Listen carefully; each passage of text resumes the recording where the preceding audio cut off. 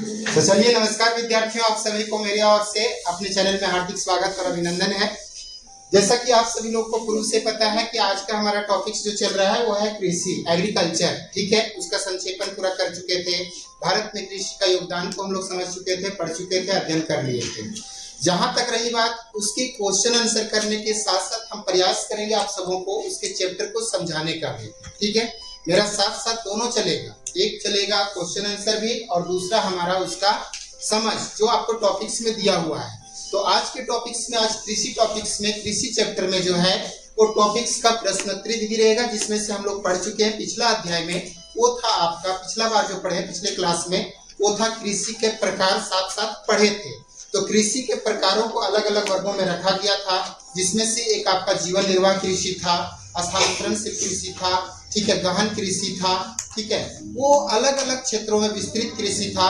उसका प्रकार सिर्फ हम बताए थे। अब उन सभी प्रकारों को एक एक करके क्या करेंगे, समझने का प्रयास करेंगे। तो सबसे पहला टॉपिक्स में आज क्या है कृषि के प्रकार में, वो कौन सा प्रकार है आपका जीवन निर्वाह कृषि, अर्थात निर्वाह कृषि या प्रारंभिक जीविका कृषि से आप क्या समझते हैं। क्वेश्चन क्या रहेगा, प्रारंभिक जीविका कृषि किसे कहते हैं, प्रारंभिक जीविका कृषि से आप क्या समझते हैं, या जीवन निर्वाह कृषि से आप क्या समझते हैं। अब इसको हम लोग समझेंगे, साथ साथ हम आपके बीच में यहाँ पे आंसर भी लिख दिए हुए हैं।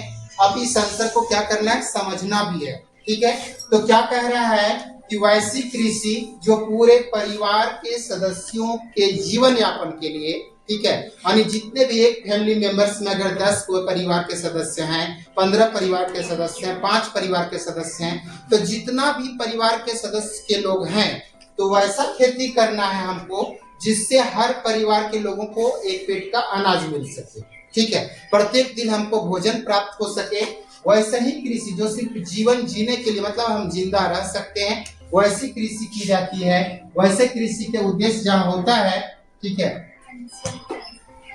वैसे क्या कहा जाता है, तो आपका प्रारंभिक जीविका कृषि के नाम से जाना जाता है। इसी को प्रारंभिक जीविका कृषि कहते हैं। क्यों प्रारंभिक नाम दिया गया, जीविका के लिए हम जान गए कि जीने खाने के लिए हमको खेती करना है। इसको प्रारंभिक जीविका कृषि क्यों नाम दिया गया, प्रारंभिक शब्द क्यों जोड़ा गया यहाँ।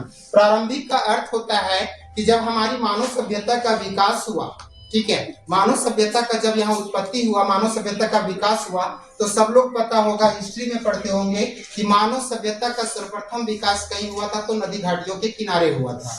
तो नदी घाटियों के किनारे जब हुआ था तो उसके पास आज की तरह आधुनिक औजार नहीं थे खेती करने के लिए। जैसे आज आपके पास ट्रैक्टर है, पानी सिंचाई के लिए बड़े बड़े मशीन है, धान की कटाई के लिए मशीन है, धान रोपाई के लिए मशीन है, खेती करने के लिए अनेकों प्रकार से आज औजार हैं, जिसको आधुनिक मशीन कहा जाता है। ठीक है, तो वो आधुनिक मशीन प्राचीन काल में नहीं थे। वो जो भी खेती करते थे कैसे करते थे, तो हल बैल से करते थे, ठीक है, अपनी खुरपी से करते थे, खोरक करके करते थे, कौड़ी से करते थे, मतलब ये सभी प्रारंभिक औजार कहलाए।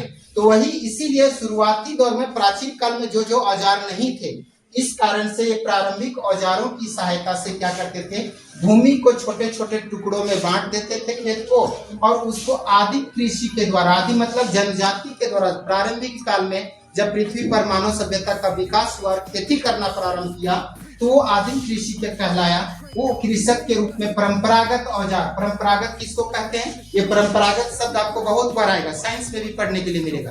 परंपरा से चलने वाले कुछ भी चीजें हो वो परंपरागत, जैसे ऊर्जा संसाधन की साइंस में पढ़ेंगे ना, ऊर्जा संसाधन में पढ़ेंगे दो टाइप्स के, एक परंपरागत संसाधन और दूसरा गैर परंपरागत ऊर्जा संसाधन। तो परंपरागत मतलब है कि वैसा संसाधन जो हमें परंपरा से, यानी हमारे पूर्वजों के द्वारा जो चलाया गया था, जिस चीज का सामान का प्रयोग किया गया था, उन सभी सामानों का आज भी हम लोग क्या कर रहे हैं, प्रयोग में ला रहे हैं, उपयोग में ला रहे हैं, वैसे ही परंपरागत औजार कहलाएंगे। जैसे क्या है, आज हमारे आधुनिक मशीन आ गए हैं, कितनों ही आधुनिक मशीन आ गया, ट्रैक्टर आ गया है, बड़े बड़े मशीन आ गए हैं। तो क्या इस परंपरागत औजार जैसे लकड़ी से बने हुए हल का, ठीक है, बैल का, उसके बाद जो उसको प्लेन करने वाला जो होता है, हम लोग तरफ बोलते हैं दोहड़ा, इधर क्या बोला जाता है, चौकी, ठीक है, तो उसका, बैल का, दाव वही कहलाया, दोहड़ा टाइप पे जो प्लेन करता है भूमि, उसको खुदाई करने वाले खुरपी वगैरह, जैसे कौड़ी हो गया, गता हो गया, ये सभी सामान ठीक है। इन सभी सामानों का क्या हम लोग आज उपयोग करना छोड़ दिए हैं? नहीं। ये परंपरा से चला आ रहा है और आज भी इसका उपयोग हम लोग कर रहे हैं। इसीलिए कृषि जो शुरुआती दौर से करते आ रहा था, शुरुआत में प्राचीन काल में प्रारंभ जो किया खेती करने का इन विधियों से, इसीलिए इसको जीविका कृषि का नाम दिया गया, प्रारंभिक जीविका कृषि। शुरुआती दौर में किया गया, इसलिए इसका नाम रखा गया प्रारंभिक जीविका निर्वाह कृषि। ठीक है, इस कारण से इसे प्रारंभिक जीविका निर्वाह कृषि के नाम से जाना जाता है। यही कारण है उसका मेन फैक्टर। ठीक है, नेक्स्ट इसका विशेषता क्या है? इस प्रकार की कृषि में प्रायः हम लोग किस पर निर्भर करते हैं? मानसून पर। मानसून आएगा खेती होगी, मानसून नहीं आएगा खेती नहीं होगा, अर्थात वर्षा ऋतु का आना ही इस पर निर्भर है। ठीक है, तो मानसून पर, मृदा की प्रकृति पर, उर्वरता पर, आज की तरह के जो है डीएपी यूरिया का इस्तेमाल पहले के लोग नहीं करते थे, अर्थात इस जीविका निर्वाह कृषि में सिर्फ जीने खाने के लिए लोग खेती करते हैं, इसलिए इन सभी पर ज्यादा निर्भर नहीं थे। उर्वरता पर निर्भर करता है, मिट्टी की उर्वरता पर, और छिड़कते भी है तो गोबर खाद के रूप में छिड़कते हैं। ठीक है, इस पर फसल उगाने के लिए अन्य पर्यावरणीय परिस्थितियों पर निर्भर करते हैं। ये विशेषता जो हम लोग सीखे वो कौन सी विशेषता था? प्रारंभिक जीविका निर्वाह कृषि का। नेक्स्ट दूसरा जो पढ़ना है स्थानांतरणशील कृषि, और ये कृषि बहुत इंपॉर्टेंट है आपकी परीक्षा के दृष्टिकोण से। ठीक है, इसको कई बार पूछा गया है, लेकिन यहाँ से कम पूछा गया है, ज्यादा उसका ऑब्जेक्टिव पूछा गया, जो नेक्स्ट भाग में इसको हम करवाने का प्रयास करेंगे। तो देखिए, स्थानांतरणशील कृषि क्या है? कर्तन दहन प्रणाली से आप क्या समझते हैं? दोनों एक ही चीज है। इसका विशेषताओं को कुछ लिखना है और वर्णन करना है। अगर आए क्वेश्चन तो इसलिए हम लिखा दिए हैं, लेकिन नहीं आवे तो एक इम्पोर्टेंट आपका है, इसका अलग अलग देशों में इसका अलग अलग नामों से पुकारा जाता है, उसके बारे में आपको क्वेश्चन रहता है। तो चलिए देखते हैं, स्थानांतरण आप लोग कभी पढ़े होंगे। ठीक है, 7वीं 8वीं क्लास पढ़ करके आप यहाँ 9वीं क्लास से 10वीं क्लास कर रहे हैं। ठीक है, तो 8वीं क्लास जब पास किए होंगे, कोई प्राथमिक स्कूल में पढ़ते होंगे तो 5वीं क्लास पास किए होंगे, तो 5वीं क्लास पास करने के बाद क्या मिलता है उसको? 6ठी में एडमिशन करने के लिए क्या मिलता है? टीसी। क्या मिलता है? टीसी को हिंदी में कहते हैं ट्रांसफर सर्टिफिकेट, मतलब स्थानांतरण प्रमाण पत्र। ठीक है, लिखा रहता है। तो 8वीं पास करके कुछ लोग आए होंगे, जैसे सिंघानी स्कूल से आए होंगे, तपसा से आए होंगे, हांडे ग्रुप से आए होंगे, उधर के बच्चे आए होंगे, तो उसमें लिखा होगा ट्रांसफर सर्टिफिकेट, मतलब स्थानांतरण प्रमाण पत्र। स्थानांतरण का अर्थ होता क्या है कि एक स्थान को छोड़कर के किसी दूसरे स्थान में शिफ्ट हो जाना। ठीक है, यानी आपने सिंघानी स्कूल को छोड़ करके, मिडिल स्कूल जहाँ पढ़े हैं वहां छोड़ करके आपको टीसी मिल गया कि आप यहाँ से छोड़ दिए, आप दूसरे जगह चले जाइए और वहां आप उच्च शिक्षा ग्रहण कीजिए, तो वो होता है आपको ट्रांसफर सर्टिफिकेट, मतलब उच्च शिक्षा प्राप्त करने के लिए स्थानांतरण प्रमाण पत्र। तो स्थानांतरण का मतलब क्या समझे? स्थान को अंतर कर देना, यानी जिस स्थान में पहले थे उस स्थान को छोड़ करके दूसरे जगह शिफ्ट हो जाना। ठीक है, दूसरे जगह जाके खेती करना। तो वैसे ही कृषि को क्या कहा जाता है? स्थानांतरणशील कृषि कहा जाता है। हम एक संक्षेपण कर रहे हैं, बाकी इसको पढ़ के समझाएंगे अलग से। ठीक है, दूसरी चीज है, इसको कर्तन दहन प्रणाली भी कहा जाता है। होता क्या है, थोड़ा सा इसको समझाने के लिए हम क्या कर रहे हैं, इसको हम छोटा कर रहे हैं हल्का सा, ताकि आपको समझ में आ जाए, यहाँ पे स्पष्ट रूप से समझ सके। जैसे क्या है, थोड़ा सा समझिएगा। एक खेत यहाँ पे है, दूसरा, ठीक है, खेत नहीं बोलेंगे, एरिया बोलेंगे, क्षेत्र बोलेंगे। पहला क्षेत्र है ये, दूसरा क्षेत्र है ये, तीसरा है ये, चौथा है। ठीक है, आदिम जनजातियों के द्वारा, क्योंकि पहले के लोगों के पास स्थायी कृषि की सुविधा नहीं थी कि आज की तरह का एक ही जगह रह करके सालों भर खेती कर सकें, 10 साल जीवन भर खेती कर सकें, ऐसा नहीं था पहले। तो आदिम जनजाति जो शुरुआत में इस पृथ्वी पर खेती करना प्रारंभ किए, पुराने जनजाति लोग, ठीक है, वो जनजाति लोगों ने क्या किया, उन लोग को अपना आवास नहीं था, अपना घर नहीं था, अपना खेत नहीं था, अपना भूमि नहीं था, तो लोग जहाँ जाते थे, ठीक है, पता चला कि इस कोराम्बे जंगल में गया पहला जगह, ठीक है, उस कोराम्बे जंगल में क्या कर दिया कि देखा कि यहाँ खेती करने लायक जगह है, उस कोराम्बे जंगल को क्या कर दिया, उस जंगल को पूरा साफ कर दिया। जड़ से नहीं साफ करता था, ध्यान रखें, जड़ से नहीं साफ करता था, खाली ऊपर का टहनी पत्ता वगैरह सब झाड़ दिया, काट दिया, ठीक है, और काट करके उस जंगल को उजाड़ दिया। कर्तन, ठीक है, इसका नाम रखा गया कर्तन। कर्तन का अर्थ होता है काटना। कर्तन का क्या होता है? काटना। यहाँ पे कर्तन कर दिया। कर्तन मतलब इस पेड़ के टहनियों को, डालियों को काट दिया पूरी तरह से। अब काट दिया तो उसकी लकड़ी गिरेगा जो, तो सूखेगा, उस लकड़ी को क्या कर देगा, लोग जला देगा। उस लकड़ी को क्या कर देगा, लकड़ी को जला देगा, पत्तों को जला देगा। जितना भी काटने के बाद उस जंगल को साफ करने के बाद एक एरिया पूरा एरिया साफ कर दिया।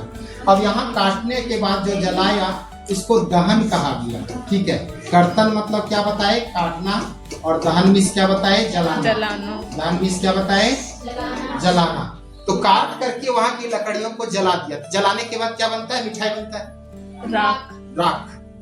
क्या बनता है, राख बनता है। ठीक है, उस राख का उपयोग क्या करते थे, आज की तरह उर्वरक डीएपी और कंपोस्ट छिड़कने के लिए नहीं करते थे, यूरिया और डीएपी की तरह। उस खाद का उपयोग के रूप में करते थे उस राख का। आज भी राख का उपयोग खाद के रूप में किया जाता है। ठीक है, तो उस राख का उपयोग खाद के रूप में करते थे, वहां पे छिड़क देते थे और वहां खेती करते थे।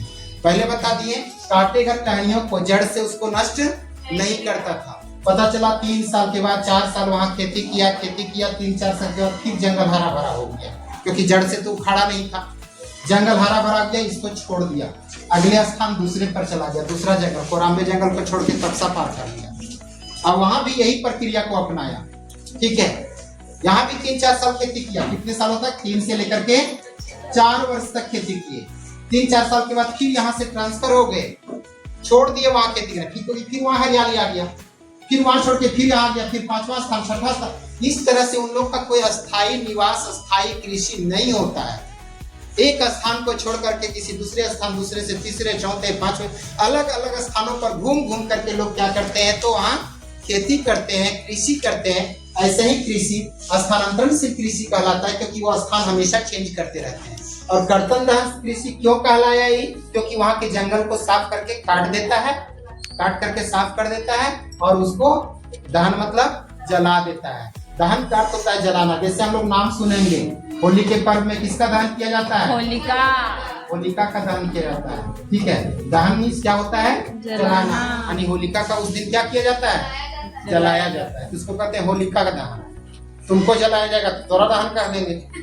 ठीक है, यानी जिसका भी दहन मतलब ही होता है जलाना, किसी चीज को जलाना दहन कहलाता है। यहाँ पे किसको काट करके जला रहे हैं लोग। ठीक है, लकड़ी को काट दिए और लकड़ी को काट करके क्या कर रहे हैं, जला रहे हैं, इसलिए इसका नाम रखा गया कर्तन दहन प्रणाली। ठीक है, इसको क्या कह दिया गया, स्थानांतरणशील कृषि को कर्तन दहन प्रणाली के नाम से जाना जाता है। इसके 2 से 3 वर्षों तक खेती की जाती है, बदल बदल करके स्थान खेती की जाती है। 3 से 4 वर्षों तक खेती हो, कोई 5 साल तक भी कर सकता है। ठीक है, कोई 2 साल भी कर सकता है। इस प्रकार की कृषि में लोगों द्वारा क्या करता है, वनों को काटा जाता है। ठीक है, लिखा है ना, इस प्रकार की कृषि में वनों को क्या किया जाता है, काटा जाता है और जला, उसके राख का उपयोग क्या किया जाता है, खाद के रूप में किया जाता है। ठीक है, इसलिए ऐसे कृषि को कर्तन दहन प्रणाली भी कहा जाता है। ऐसे कृषि में किसी एक स्थान पर कितने 3 से 4 वर्षों तक खेती की जाती है। कर्तन दहन, कर्तन का अर्थ होता है काटना और दहन का अर्थ क्या होता है, जलाना। इस प्रकार से इसकी विशेषता आपको दिखाया गया है। विशेषता क्या है कि पहला है कि कृषि जीविकोपार्जन एवं परिवार के भरण पोषण के लिए किया जाता है।